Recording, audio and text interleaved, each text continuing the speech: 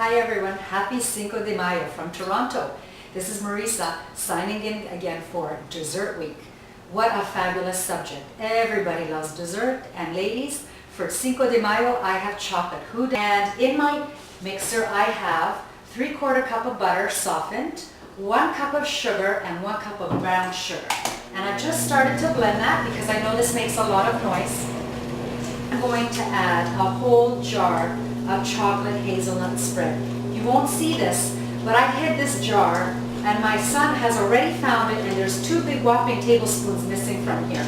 I think this cookies will still be okay, but I can't keep this in the house. I love this chocolate hazelnut spread. It's so rich, it's so sinful, and that's why I call these cookies Sinful Delights. What a beautiful mixture of flavors, nuts and chocolate. My husband was in Italy last year, and I know that this is where this is made, even more chocolatey than what's sold here. So I asked him as a gift to bring that back to me. Well, he brought me back 2 jars of this delicious spread, and those jars cost $15. $15 for a jar of chocolate hazelnut spread, but boy was it worth it. That spread did not either on my spoon or in a dessert. And to this mixture, I'm going to add 2 eggs. These are at room temperature, but it doesn't have to be. And just be careful, make sure that you don't get any shell inside the mixture. And I want to take this opportunity to thank Kraft, Equal, Miss Philly, Anna, Philadelphia cream cheese for letting us have so much fun with these recipes and this contest. Plume of powder going all over the place. I have a teaspoon of cinnamon and chocolate, half a teaspoon of baking soda, and half a teaspoon of baking powder. And this is 2.5 cups of white flour. So I'm just going to blend the 2, and if it starts to get too... There's also a pinch of salt and a teaspoon of natural vanilla. Thick, I'm just going to pull it out and blend it by hand. These are just such a delicious cookie, and I'm going to Philafy them with some filling in the middle and sandwich 2 cookies together. So we're going to have chocolate and vanilla. I'm going to put a bit of essence of orange in there as well. I'm just going to slow down the beaters, and I'm going to start to lift so that it'll help clean my beaters for me. Doesn't that look fabulous? Oh my goodness. I can't resist. I want to taste a tiny bit. Excellent. Now, if that wasn't enough chocolate, I'm going to add a whole cup of chopped and roasted hazelnuts. They taste so delicious when nuts are roasted. And a whole cup of chocolate chips. These are semi. Dark is delicious. You can add white if you want to add a different change to it. And this is a nice thick batter. At this point, you can roll it out into logs, and you can refrigerate it for a few days, or you can even freeze it for when you need it.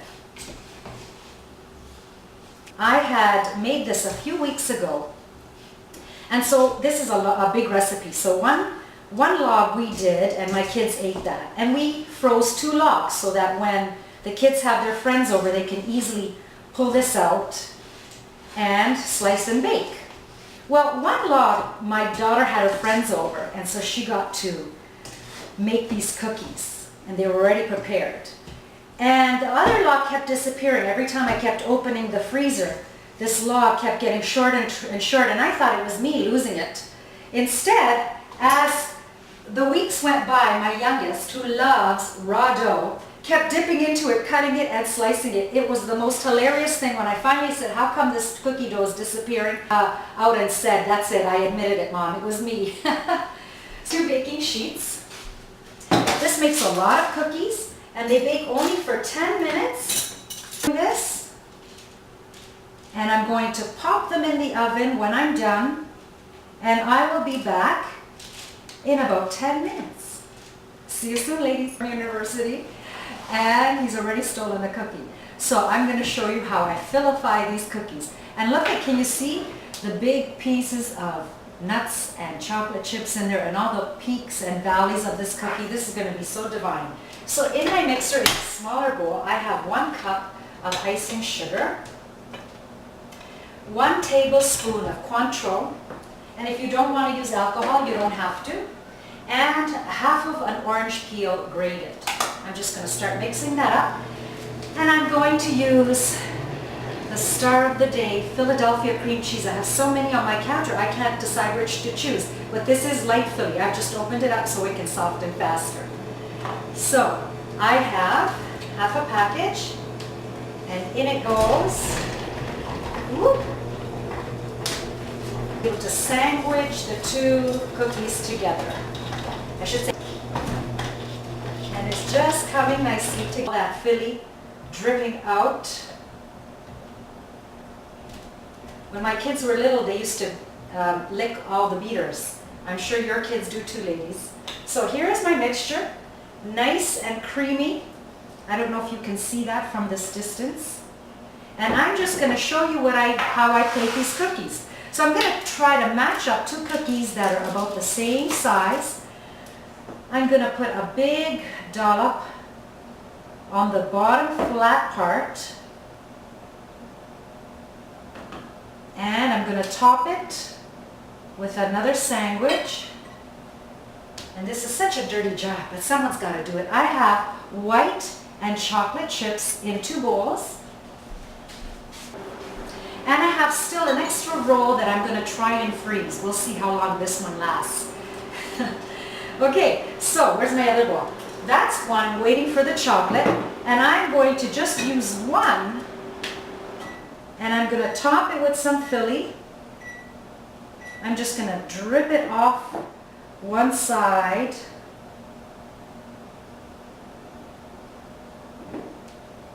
And let's see if those chocolate chips are ready.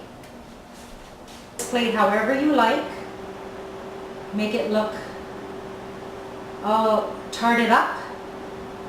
And this one I put some Philly on top, and now I'm just going to drizzle in the opposite direction some of that chocolate. Of course, you can do this however you like. You can serve it with strawberry sauce, raspberry sauce. I'm just going to make it even more sinful as if it isn't already. And I'm going to do the same thing on this side. I'm going to just add a few sprigs of mint just to make it look pretty. And that's 1 dish. That's for a single serving. And let me go get my chocolate. And I find chocolate chips just melt so easily. You just stir them up. You have to be careful with the white chocolate because it can seize on you. But this tiny amount, I don't bother doing the Philafyed cream. And this one is the white chocolate, just drizzled along the cookie.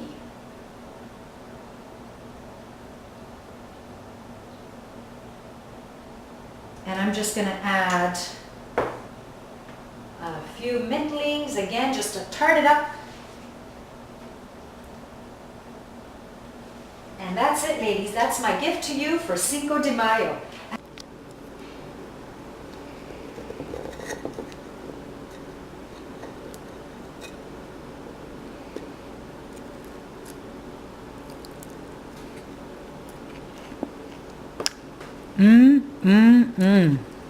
That Philly makes everything taste delicious.